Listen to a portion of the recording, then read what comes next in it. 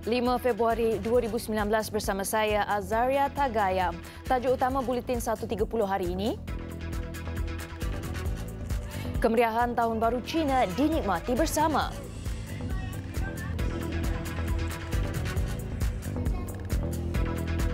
Selangor catat kes denggi tertinggi.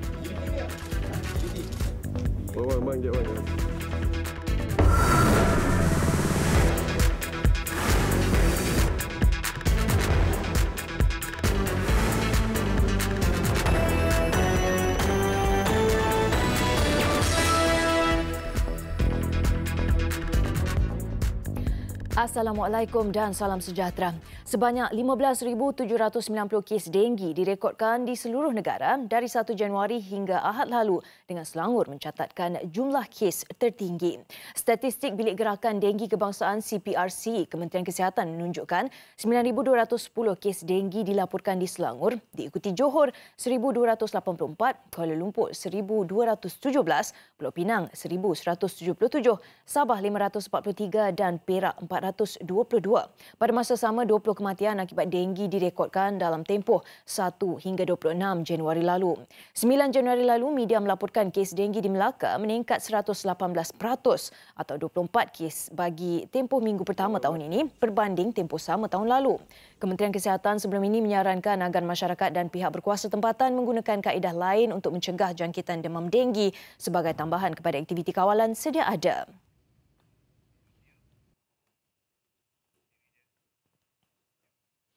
Sambutan Tahun Baru Cina terus disambut meriah menerusi penganjuran rumah terbuka di seluruh negara. Antara menjadi tumpuan majlis yang berlangsung di Dewan Perhimpunan Cina Kuala Lumpur, Selangor. Bagi perinciannya, kita terus bersama Ridwan Hussein yang kini berada di sana. Ridwan, apa yang anda boleh kongsikan kepada kami? Baik, terima kasih Azaria. Saya kini berada di Majlis Sambutan Tahun Baru Cina anjuran Dewan Perhimpunan Cina Kuala Lumpur Selangor KLSCAH, dan majlis yang baru sahaja tamat sebentar tadi berlangsung dengan penuh meriah dan apatah lagi ia turut dihadiri oleh Timbalan Perdana Menteri Datuk Seri Dr. Wan Azizah Wan Ismail yang tiba kira-kira jam 12.20 tengah hari tadi. Dan antara yang turut hadir di majlis yang penuh ceria, keceriaan dan semangat kebersamaan ini di kalangan masyarakat Malaysia termasuklah Menteri Pertahanan Muhammad Sabu, Menteri Industri Utama Teresa Kok serta Presiden Dewan Perhimpunan Cina Kuala Lumpur dan Selangor Datuk Ong Sheik Ken. Dan selain beramah mesra dengan ratusan masyarakat Cina yang hadir di sini, Datuk Seri Dr. Wan Azizah turut sempat berada di atas pentas sebentar tadi bersama hadirin dan hadirat yang hadir, sempat menulis kaligrafi sebentar tadi yang membawa maksud penuh dengan kebahagiaan. Dan seperti kelazimannya, menggaul lisang pastinya menjadi satu adat ataupun tradisi kaum Tionghoa bagi meraihkan sambutan Tahun Baru Cina kali ini, dan ia pastinya menjadi acara wajib dalam majlis sambutan sebegini. Dan namun apa yang menariknya kali ini, Datuk Seri Dr. Wazizah turut bersama-sama dengan tetamu jemputan lain menggaul lisang yang dimaklumkan kepada saya sebentar tadi sepanjang 20 kaki bersama dengan tetamu jemputan yang lain. Dan untuk bercerita lebih lanjut, istimewanya sambutan Tahun Baru Cina di KLSCAH ini ialah naib presidennya saudara Yong Yi Wei. Baik, Cik Yong, terima kasih kerana bersama Buletin. Terima kasih. Hari ini adalah hari pertama dalam Tahun Cina Baru. Kita sangat gembira majlis yang dijempukan and also organized untuk kaum-kaum semua Malaysia ini Perhimpunan Cina Kuala Lumpur dan Selangor. Kita memanglah sangat gembira. Kita ada banyak-banyak ramai-ramai kawan-kawan datang sini dan kita berayat sama-sama bersama-sama sini. Inilah ada satu message. Saya kata harapan government ataupun kerajaan harapan untuk kita akan bermakmur, kita akan berharmoni, kita akan berkukuh dalam kemajuan negeri ini. Baik, Tadi antara jemputan utama adalah Timbalan Perdana Menteri sendiri dan pelbagai menteri dan pemimpin-pemimpin setempat yang bukan sahaja beragama Cina ataupun dan bermasyarakat ataupun kaum Cina sendiri. Pandangan saudara. Kita hargai ini presence timbalan PM datang sini dan kita akan bekerja sama dengan Kerajaan Harapan untuk mendirikan negara ini untuk semua kaum. Kita akan percaya kita akan ada banyak kemajuan dalam negara ini. Baik, terima kasih dan kongsi Pak Chai, Mr. Yong. Terima kasih kongsi Pak Chai. Dan dengan itu saya kira sekian saja laporan yang boleh saya bawakan daripada Dewan KLSCAH ini bagi perkembangan majlis sambutan Tahun Baru Cina bersempena dengan Tahun Baru Cina ini. Dan pastinya untuk penonton di luar sana dan mungkin untuk anda Tagaya, selamat Tahun Baru Cina dan kongsi Pak Chai. Baik, terima kasih Ridwan. Selamat Tahun Baru Cina kepada anda juga. Dan dalam pada itu, bersempena sambutan Tahun Baru Cina juga, meskipun berlainan agama, ia tidak menjarakkan hubungan silaturahim, malah menjadi platform untuk saling memahami antara satu sama lain. Bagi pengasas restoran Cina Muslim Muhammad Chan, Datuk Muhammad Chan Abdullah, tradisi kunjung-mengunjung dan berkumpul keseluruhan keluarga diadakan setiap tahun. Untuk perkembangannya, kita berlintas langsung bersama wartawan Wan Zairul Azri yang turut bersama keluarga besar Datuk Muhammad Chan. Wan Zairul, bagaimana kemeriahan di sana? Terima kasih Azaria Tagaya di Sri Pentas. Memilih Islam sebagai cara hidup tidak menjadikan seseorang itu berubah dari sudut bangsa atau terputus hubungan kekeluargaan antara mereka. Seorang berbangsa Cina tetap seorang Cina meskipun akidah yang dianuti berbeza. Tidak ada istilah masuk Melayu di dalam ajaran Islam. Secara hakikatnya sambutan Tahun Baru Cina merupakan satu perayaan adat yang tidak ada kaitannya dengan permasalahan akidah. Ianya semata-mata menyambut Tahun Baru mengikut kalender lunar Cina. Dan ketika ini saya bersama dengan keluarga besar Datuk Muhammad Chan, iaitu seramai 10 keluarga atau kira-kira 80 ahli keluarga berkumpul merayakan sambutan Tahun Baru Cina. Dan bersama saya adalah tuan rumah itu sendiri, Datuk Muhammad Chan. Baiklah, Datuk, apa perbezaan sambutan Tahun Baru Cina pada tahun ini, Datuk? Kira-kira tak ada apa-apa beza. Itu agama punya pasal saja. So, saya pun seorang Cina juga. Kita pun celebrate Chinese New Year. Tapi biasa, saya selalu fikir saya punya saudara rumah ke rumah. Tapi tahun ini, saya kumpul dia orang di sini, di saya punya restoran. Sekali kita makan, kita menggila sekali. Jadi apa antara aktiviti yang dilakukan di restoran Muhammad Chan di Subang ni? Ini hari, saya kumpul dia orang di sini, bulat-bulat semua di sini. Saya bagi angpau-angpau dia orang lah. Kasih dia orang happy. Baiklah, terima kasih Datuk Muhammad Chan. Baiklah, apa yang boleh saya kongsikan meraikan suasana masyarakat majmuk di Malaysia menjadikan kita satu komuniti yang cintakan keamanan, penuh dengan rasa hormat menghormati, tulus dan ikhlas dalam membina persahabatan serta teguh mempertahankan keamanan negara. Baiklah, keluarga Datuk Muhammad Chan ingin mengucapkan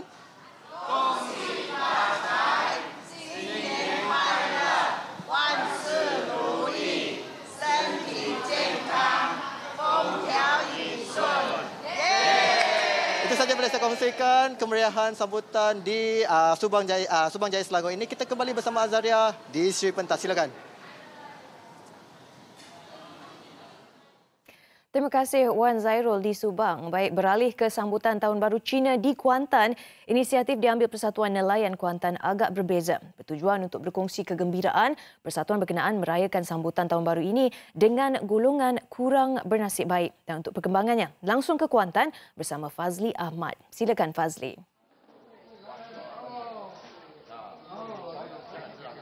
Ya, terima kasih Azaria. Azaria, ketika ini sebenarnya adalah musim tengkujuh di Pantai Timur ini sejak Disember lalu dan pastinya ramai nelayan tidak ke laut. Tetapi ada rasa tanggungjawab kepada usaha memupuk masyarakat penyayang.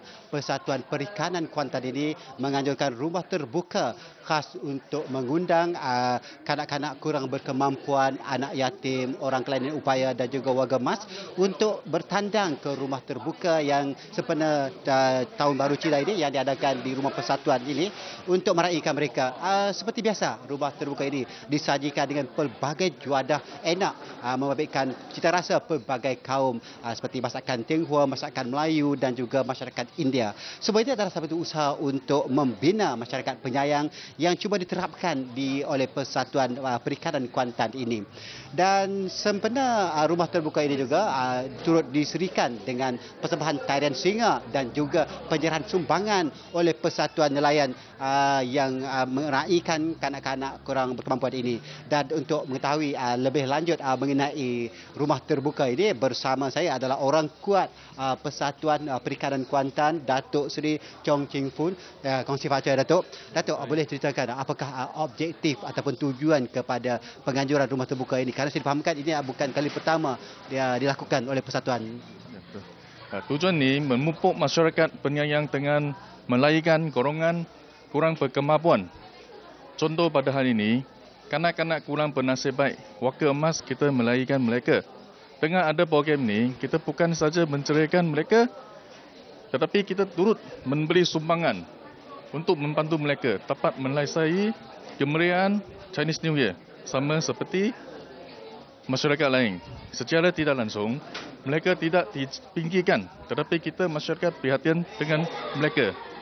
Sekian. Ya, terima kasih Datuk. Itulah semangat yang dimiliki, yang cuba diterapkan dan mungkin beri contoh kepada penonton lain agar sama-sama kita membina negara kita yang muhibah dan punya masyarakat penyayang. Saya rasa itu saja dari Kuantan, kembali ke studio. Azaria.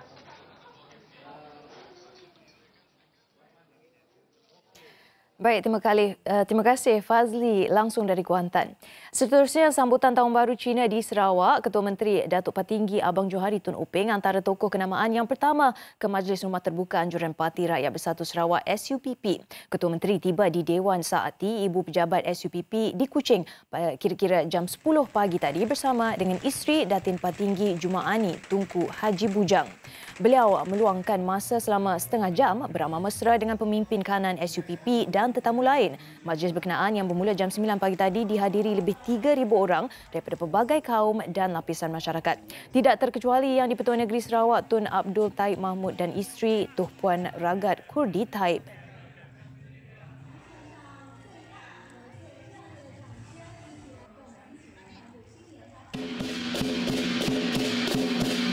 Negara, lebih 3,000 pengunjung menghadiri Majlis Rumah Terbuka Tahun Baru Cina di Wisma MCA Jalan Ampang.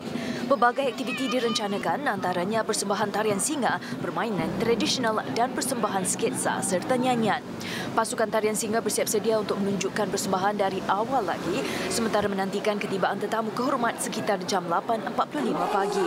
Antara yang hadir, Presiden MCA Datuk Seri Wika Siong serta pemangku Presiden UMNO Datuk Seri Muhammad Hassan dan Presiden MIC Tan Sri S.A. Vigneswaran. Setiap kali sambutan perayaan Tahun Baru Cina, sekeluarga datang ke sini lah. Selalu macam tu? Memang selalu macam tu. Tahun ni ada rasa apa-apa kelainan ke ataupun ada special macam mana? Setiap tahun ada bertukar-tukar lah aktiviti. Ada yang berbeza-beza setiap tahun lah. Bagaimana dengan tahun ni? Tahun ni meriah, lebih selesa. Persembahan pun menarik. Memang kita kan orang Malaysia, sambutan memang kita tetap sambut semua perayaan. So memang kita datang dari situ untuk sama-sama menyambut Tahun Baru Cina.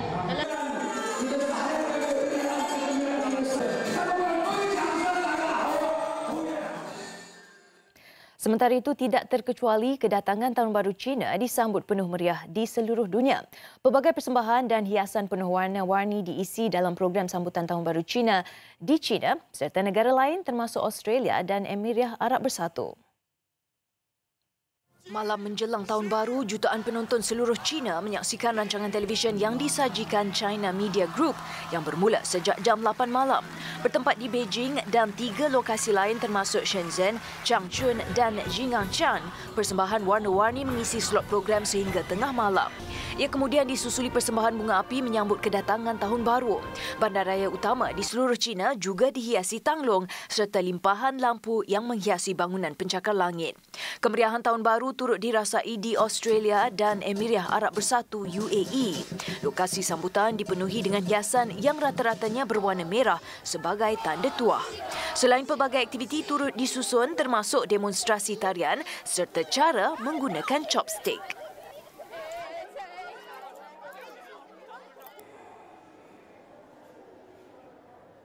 Tidak sempurna Tahun Baru Cina tanpa disebutkan kalender haiwan dan tahun kelahiran.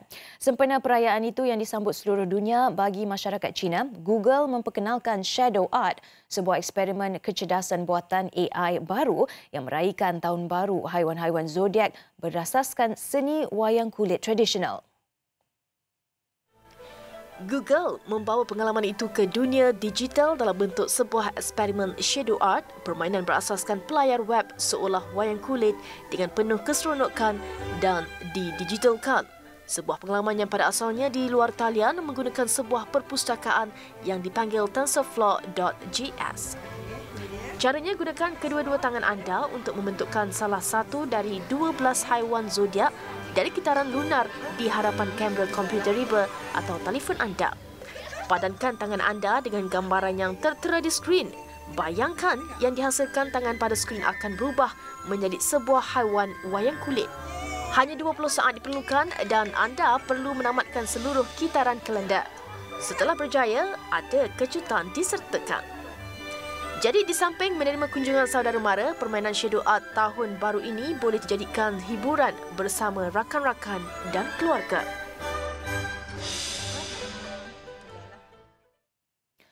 Baik, seorang lelaki ditahan oleh polis daerah Batu Gajah kerana membawa buku 5 yang disorokkan di dalam beg yang disandangnya.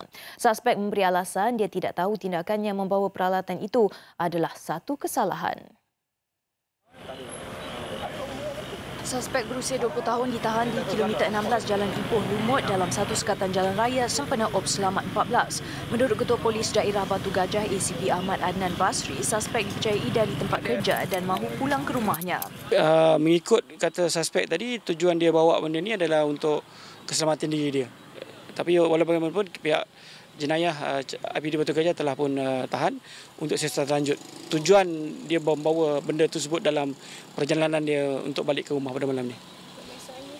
Kes disiasat di bawah Seksyen 7/1 Akta Bahan Kakisan, Letupan dan Senjata Berbahaya 1958. Dalam operasi itu sebanyak 114 saman turut dikeluarkan. 48 daripadanya atas kesalahan memandu laju. 7 lelaki turut ditahan oleh agensi anti dadah kebangsaan kerana positif dadah jenis cabu.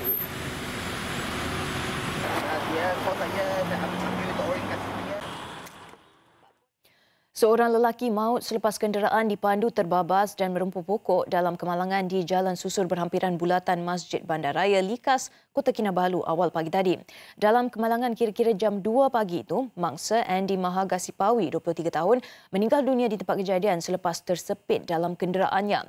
Ketua Polis Daerah Kota Kinabalu ACP Habibi Majinji berkata, mangsa yang memandu Proton Iswara dalam perjalanan dari arah Kota Kinabalu menuju ke Jalan Universiti Malaysia Sabah UMS. Sebaik mangsa tiba di lokasi, kenderaan dipandu dipercayai hilang kawalan dan terbabas lalu terlanggar pokok. Kes disiasat mengikut Seksyen 41/1 Akta Pengangkutan Jalan 1987 kerana memandu dalam keadaan melulu sehingga menyebabkan kematian.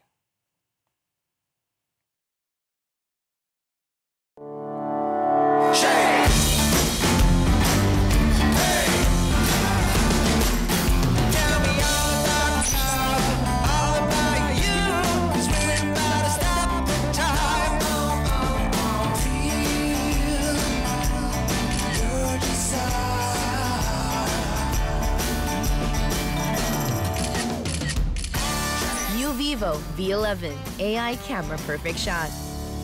Vivo. Kembali dengan laporan luar negara, perbincangan 12 juri dalam pembicaraan kes melibatkan Joaquin El Chapo Guzman gagal mencapai sebarang keputusan ke atas Raja Dadah Mexico itu. Seramai 50 saksi telah dipanggil memberi keterangan sepanjang tempoh perbicaraan yang berlangsung selama 11 minggu di Mahkamah Persekutuan Brooklyn sejak 13 November lalu. Isterinya, Emma Coronel Aspuro, dilihat meninggalkan bangunan mahkamah bersama dua peguam setelah perbincangan hari pertama itu berakhir.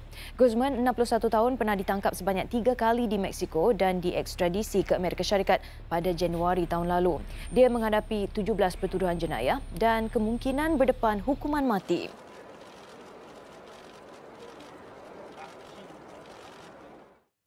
Pejalan kaki di Lima, Peru gempar apabila sebuah pesawat ringan melakukan pendaratan kecemasan di atas sebuah kereta. Pesawat itu dipercayai milik Tentera Udara Peru. Selepas pendaratan dramatik berkenaan, pesawat terbabit dilihat berada di atas kereta yang diparkir di tepi jalan dengan bahagian sayapnya rosak.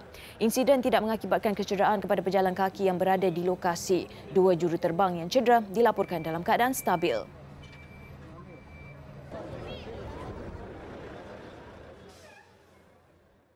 Seorang remaja Palestin dikebumikan selepas mati ditembak tentera Israel. Tentera Israel mendakwa remaja berusia 19 tahun itu dan seorang lagi lelaki warga Palestin terlibat dalam serangan bom ke atas tentera rejim. Bagaimanapun, tiada anggota tentera yang cedera dalam serangan itu. Lelaki yang turut ditembak mengalami kecederaan di bahagian belakang dilaporkan stabil selepas menerima rawatan di Hospital Jenin. Ketegangan di tebing barat berlarutan sejak 2014 apabila rundingan damai oleh Amerika Syarikat gagal mencapai kata sepakat.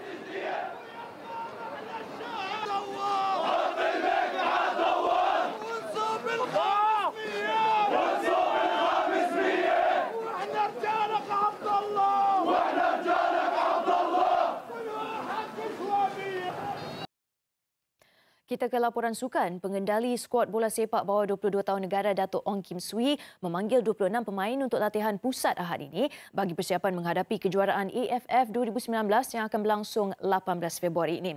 Ia termasuk 11 muka baru. Bagaimanapun, 8 pemain yang dipanggil sebelum ini untuk aksi persahabatan di Bangkok, Thailand digugurkan.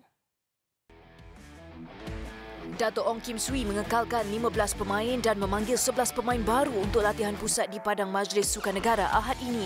Antara 11 muka-muka baru itu termasuklah 2 pemain Johor Darul Takzim JDT iaitu penjaga gol Haziq Nazli dan Dominic Tan. 2 pemain Pahang R. Dinesh dan Faizal Abdul Halim selain Syahmi Safari, juga pemain kelab Jepun Fagiano Okayama Hadi Fayad Abdul Razak. Haziq, Dominic, Faizal, Syahmi dan Hadi adalah sebahagian daripada skuad Kesukan Asia 2018 di Indonesia. Arif, Ariusdius dan Izan tidak ke Bangkok kerana kecederaan namun dipanggil juga ke latihan pusat kali ini. Skuad bawah 22 tahun akan berlatih selama 5 hari di MSN sebelum Dato' Ong Kim Swee memilih barisan 23 pemain terakhir untuk dibawa ke Phnom Penh pada 15 Februari. Malaysia diundi dalam kumpulan B dan akan memulakan kempen berdepan tuan rumah Kemboja pada 18 Februari. Diikuti Indonesia pada 20 Februari sebelum menutup perlawanan peringkat kumpulan bertemu Myanmar pada 22 Februari. 2 pasukan teratas kumpulan akan layak ke separuh akhir pada 24 Februari dan aksi final dijadual pada 26 Februari 2019. Semua perlawanan akan berlangsung di Stadium Nasional Phnom Penh. Hasrat pasukan hoki wanita Terengganu TLHT mahu menjulang gelaran juara Liga Hoki Wanita Malaysia 2019 belum lagi kesampaian apabila tewas 1-2 kepada PKS Unit 10 pada aksi di Stadium Hoki Tun Razak semalam, sekaligus melebur rekod tanpa kalah yang dipegang TLHT setakat ini. PKS Unit 10 dipaksa bertahan sejak suku pertama selepas mengejutkan peneraju Liga dengan gol pendahulu yang dihasilkan pemain pertahanan negara Nuraini Rashid menerusi pukulan sudut penalti seawal minit kedua. TLHT terpaksa menunggu hingga minit ke-23 untuk menyamakan kedudukan 1-1 hasil percubaan reverse stick Jaswinder Kaur selepas memanfaatkan hantaran silang dalam kawasan D yang terbias mengena kayu pemain lawan.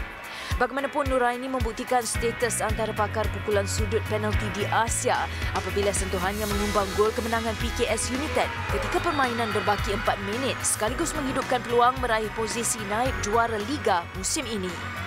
as a coach, kita selalu akan fikir bila you tengah menang ni, ada satu hari you mesti akan you kena punya. So it's like today is the good match. It was a good match. Credit to BKSR still. But my girls really played well. Hard they played. But few occasion kita tak smart enough. So we do too many silly mistakes.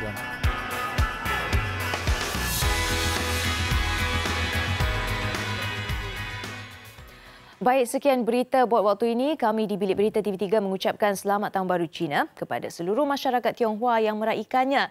Dan kemeriahan sambutan perayaan itu menutup Buletin 1.30 hari ini. Saya Zaria Tagaya. Salam hormat dan Assalamualaikum.